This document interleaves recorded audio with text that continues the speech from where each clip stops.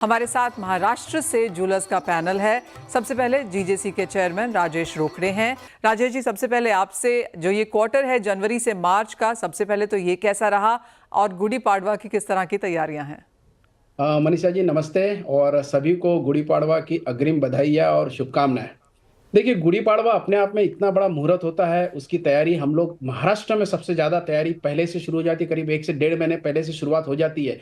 और उसके पीछे जिस तरीके से अभी आप बोल रहे थे, पूरा क्वार्टर की बात कर रहे हैं। मैं क्वार्टर में, देखिए, एक नया साल की शुरुआत वैसे देखा जाए तो जनवरी में होती है, लेकिन मराठियों में, स्पेशली महाराष्ट्रियन में, गुड़ी पाड़वा अपने आप में साल का पहला दिन होता है। इस वजह से इस दिन अपना एक बड़ा मुहूर्त मानते हैं और इस दिन खरीदारी करने के बहुत सारे मायने भी रखते हैं। इस चीज को शुभ मुहूर्त माना जाता है, तो एक बात एकदम सही है। लेकिन राजा शालिवाहन की इस दिन विजय हुई थी। उन्होंने इस विजय के लिए गुड़ी पाड़वा, एक गुड़ी जो हर घर में फहराई जाती है, तो वो एक उसका प्रतीक है।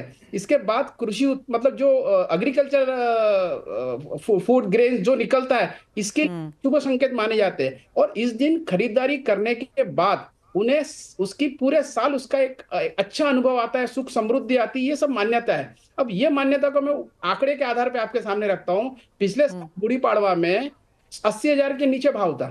उसके पिछले साल 65,000 का भाव था। तो जिन लोगों ने मुहूर्त के दिन खरीदारी की है, उनको आपकी फिगर है करीब 35 से 40% का फायदा हुआ है। मैं पिछले साल के अगर फिगर्स में जाता हूं तो करीब 15% का इजाफा हुआ है। तो कहीं ना कहीं ऑलवेज इससे फायदा ही हुआ है।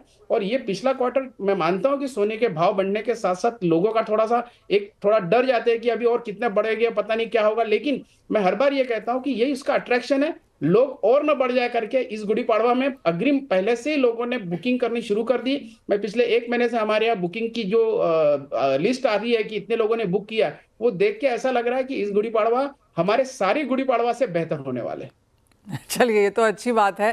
क्या खरीदें? और क्योंकि जिस तरह से सोना बढ़ा है, ये लगातार बातचीत होती भी रही है कि लोग 22 से 18 14 तक भी गए हैं। लाइट ज्वेलरी का यहाँ पर चलन ज़्यादा देखने को मिला है। फ्यूजन है, नए ऑफरिंग्स होते हैं। और जैसे संयम जी कह रहे थे हमसे पहले कि गोल्ड ज्वेलरी, पीली ज्वेलरी यहाँ पर ज़्यादातर मानी जाती है। तो किस तरह के ट्रेंड्स इस बार देखने को मिल रहे हैं?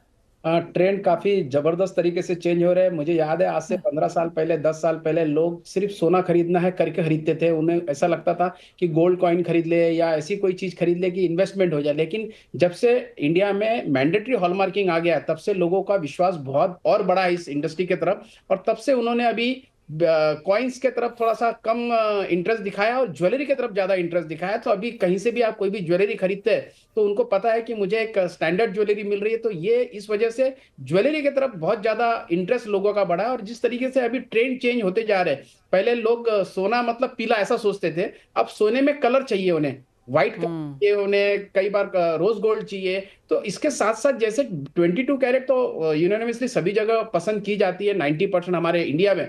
लेकिन 10 to 15% का एक अलग ऐसा सेगमेंट है जो 18 कैरेट और 14 कैरेट में भी इंटरेस्ट लेता है। तो कहीं ना कहीं वो चीजें, fusion jewellery according to attire, लोगों को बहुत चीजें पसंद आती है कि नहीं, मुझे अभी गुड़ी पाड़वा तो है लेकिन इसके बाद शादियां है, तो शादी में मुझे ट्रेडिशनल ज्वेलरी लेना है। तो भले ही गुड़ी पाड़वा एक कारण बन जाता है, लेकिन उनका सही मायने में उनको लगता है कि मुझे इसके बाद शादी में पहनने वाली ज्वेलरी चाहिए। या ऐसे भी रहता है कि एवरी ईयर, जिस तरीके से सौरभ भाई ने थोड़ी देर पहले कहा कि लोग इसे एसआईपी के तहत देखते हैं। तो इस मुझे आज भी याद है, हमारे पास कुछ कस्टमर है जिन्होंने पिछले साल एक गुड़ी पाड़वा में उन्होंने एक मंगलसूत्र लिया। वो इस साल सोचते हैं मैं इस बार एक चूड़िया लूं। तो अगली गुड़ी पाड़वा की तैयारी उन्होंने पहले से करके रखी है कि मैं कड़ा लूं। या कुछ चीजें ऐसी भी होती है कि उनको लगता है कि एटलीस्ट ऐसे विशेष मुहूर्त के दिन एक चीज मैं कुछ तो भी खरीदूं और ये मेरे लिए इन्वेस्टमेंट भी बन जाए और इसे मैं यूज भी करूं। तो ट्रेडिशन तो बहुत है इसमें। और जिस तरीके से अभी परिवर्तन होते जा रहे डिजाइनिंग को लेके, तो मैं यही कहूंगा, लोग पहले सोना खरीदते थे, अभी ऐसा नहीं हुआ है। लोग अभी डिजाइन खरीदते हैं और ज्वेलरी एक प्रकार से इन्वेस्टमेंट सेकेंडरी हो गया है अभी। तो राजेश जी, आप उस हॉट सीट पे हैं, आपको क्या लगता है अगले 1 साल में, अगले गुड़ी पाड़वा तक भाव कहाँ रह सकते हैं? एक रेंज बता दीजिए। मनीषा जी, आपको याद होगा पिछले वाला इंटरव्यू जो हुआ था, तब मैंने ये $3100 की आपको बात कही थी। तब हम, मुझे ख्याल है, $2900 के आसपास के रेट थे।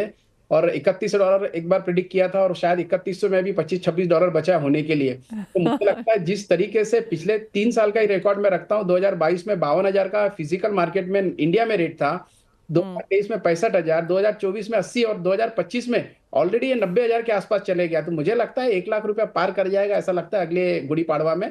तो मुझे लगता है जिन लोगों को 1 लाख में नहीं खरीदना होगा, उन्होंने इस बार 88,000 में गोल्ड अगर मिल रहा है तो खरीद लेना चाहिए। और ये नो डाउट एक इन्वेस्टमेंट तो है ही है, लेकिन कहीं ना कहीं ये जब खरीदारी होती है तो एक सुख, समृद्धि, खुशहाली, ये सब चीजें साथ में सपोर्ट में आती है। तो इस दिन का मुहूर्त बहुत जबरदस्त है, और जिस तरीके से ज्वेलर्स लोगों ने तैयारी कर ली है, मुझे लगता है 9 बजे से ज्वेलर्स लोगों की दुकानें खुल जाएगी। और ग्राहकों ने जिस तरीके से पिछले 15 से 20 दिनों में बुकिंग की है, तो मुझे लगता है शायद 9 से भी पहले दुकानें खोलनी पड़ेगी, ऐसा मुझे लग रहा है। ऑलराइट, इसी के साथ आप सभी को गुड़ी पाड़वा की बहुत बहुत शुभकामनाएं। आप सभी का यहाँ पर शो में साथ जुड़ने के लिए भी बहुत शुक्रिया।